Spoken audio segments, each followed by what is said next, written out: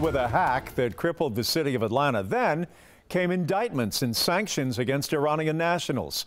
And now it appears the Iranians are retaliating in the cyber world. Ryan Kruger is live with us. And Ryan, how about the latest targets right now? Who are they? All right, so Jeff, they are nuclear scientists along with federal Treasury agents who had their private emails either hacked or attempted to be hacked. It's the latest punch that's been thrown in that virtual ring. They're the newest players on the block. Iranian cybercriminals hacked into the city of Atlanta, HBO, along with cities and businesses across the country. And now it appears they're back.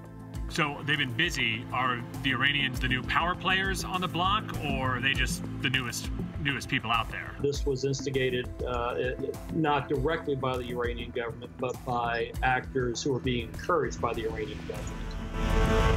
Kennesaw State University professor Andrew Green says the attacks aren't what you would call highly sophisticated, but they have been successful, largely because too many of us are using the same password for every single account. If one system got compromised and their password was gained there, then attackers will try and repeat using that password. Then it becomes a fairly trivial matter for an experienced cyber criminal to get into these networks.